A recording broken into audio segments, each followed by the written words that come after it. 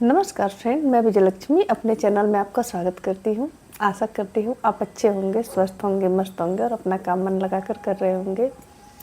Friends, आज मैं अपनी बात आपको एक कहानी के माध्यम से बताऊंगी। पहले कहानी सुनिए, फिर मेरी बात आपको आसानी से समझ में आ जाएगी। एक गाँव था जिसमें एक आदमी रहता था। उसके पास एक घर था और बस एक भैंस थी। तो वो दिन भर सुबह उठता, उसी भैंस को नहलाता धुलाता, उसको चारा खिलाता, उसका दूध बेचता, उसी से उसके घर का जीवन यापन हो रहा था। सुबह उठते ही वो भैंस की सेवा में लग जाता था और उसी से दूध बेच के अपने परिवार का जीवन यापन करता था। एक दिन क्या हुआ, उसके गांव से एक साधु बाबा गुजरे। तो रात में वो उस आदमी के घर पे ही रुके।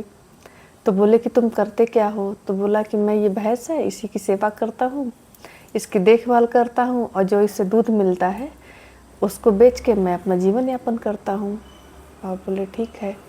तो रात में खाना खा के लोग सो गए। फिर जब आधी रात हुई तो बाबा अपने चेले से कहे चलो चलने का टाइम हो गया। तो चेला बोला अभी? बोले अभी। तो जब चलने लगे तो वो अपने चेले से बोले कि इसकी भैंस खोल लो। तो बोला कि भैंस खोल लेंगे तो ये खाएगा कैसे? कर, मैं जितना कर रहा हूँ उतना करो।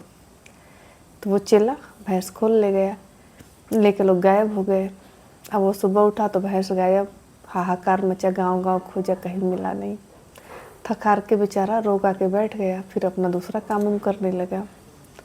कुछ समय बाद वही साधु बाबा फिर उसके गांव से गुजरे। तो उन्होंने क्या देखा कि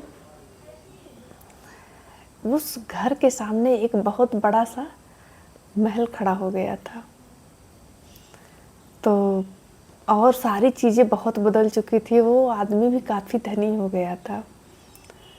तो फिर साधु बाबा गए तो कह रहे कि पहचाना मुझे?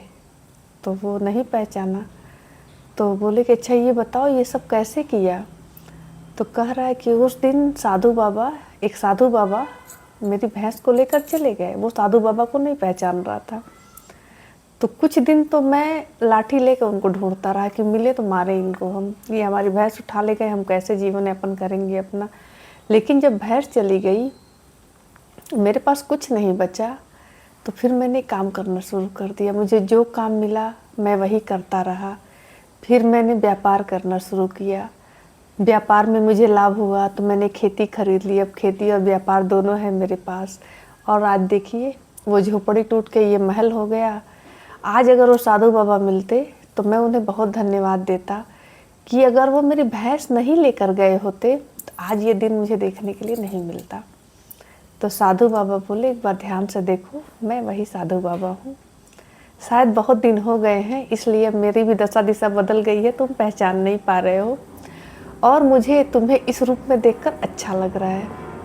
वो आदमी फिर साधु बाबा का बहुत सत्कार करता है, उनको खिलाता पिलाता है कि अगर आप ना होते तो आज मेरी ये दशा ना होती। मैं तो वही एक भैंस लेकर और उसमें मैं गरीबी में अपना जीवन यापन करता रह जाता। तो फ्रेंड्स, ये कहानी सुनाने का मेरा एक मकसद था कि कभी कभी क्या होती है ना कि हमें कुछ चीज़ों को छोड़नी पड़ती ज़्यादा चीज़ों को पाने के लिए। हम उस चीज़ से चिपके और बंधे नहीं रह सकते। हमको देखना पड़ता है कि क्या वाकई हम जो कर रहे हैं ये सही है या इससे अच्छा भी हम कुछ कर सकते हैं या इस चीज़ को छोड़ के हम और ज़्यादा पा सकते हैं। अगर आपके पास ऐसी उम्मीदें हैं तो उस छोटे चीज़ को छोड़ने में कोई बुराई नहीं है। छोड़ के आप आगे बढ़िए, क्योंकि जब आपके पास खोने के लिए कुछ नहीं होता है ना तो पाने के लिए बहुत कुछ होता है। तो ये चीज़ें होती है सबके जीवन में कि हम एक छोटी सी चीज़ से बंधे हुए हैं, उसी में घिस रहे हैं, अपना जीवन बिता रहे हैं, लेकिन कुछ बड़ा करने की हिम्मत नहीं कर पा रहे हैं। और जब वही चीज़ें नहीं रहेंगी तो बहुत बड़ा बहुत कुछ हो सकता है। तो सबके जीवन में ज़रूरी नहीं कि साधु बाबा आए और ऐसा चमत्कार करके चले जाएं। तो हमें अपने जीवन का साधु बाबा खुद बनना पड़ेगा। हमें देखना पड़ेगा कि यार जो हम कर रहे हैं हमारे जीवन के लिए सही है या इससे अच्छा भी कुछ हम कर सकते हैं, या मेरे में क्षमता है इससे ज़्यादा पाने की। आप में अगर क्षमता है तो आप ज़्यादा के लिए प्रयास कर सकते हैं और करना भी चाहिए। तभी आपके दिन बदलेंगे, तभी आपकी दशा बदलेगी। और हम किसी चीज़ को भाग्य मान के, किस्मत मान के उसको ज़बरदस्ती ढोएंगे तो हमारे भाग्य को कोई नहीं बदल पाएगा। साक्षात विधाता भी नहीं बदल पाएंगे, क्योंकि उन्होंने बुद्धि और विवेक देकर हमें धरती पर भेज दिया है। आगे का कैसे करना है ये हमारे ऊपर डिपेंड करता है। तो आशा करते हैं कि आप मेरी बात को समझ गए होंगे, और इस कहानी के माध्यम से मैं आपको यही समझाना चाह रही थी कि बड़ी चीज़ को पाने के लिए कभी कभी छोटी चीज़ों को छोड़ना पड़ता है, और उसको अगर छोड़ना पड़े तो आप खुशी खुशी छोड़कर बड़ी चीज़ की तलाश में या प्रयास में निकल जाइए, इसमें कोई बुराई नहीं है। आशा करती हूँ कि आपको ये कहानी भी पसंद आई होगी, मेरी बातें भी समझ में आई होंगी। मिलते हैं अगले वीडियो में, तब तक के लिए नमस्कार। और हाँ, आप लोग लाइक और सब्सक्राइब ज़रूर करिएगा, मुझे मोटिवेशन भी मिलता है, मुझे अच्छा लगता है।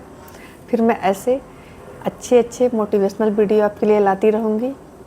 तो मिलते हैं अगले वीडियो में।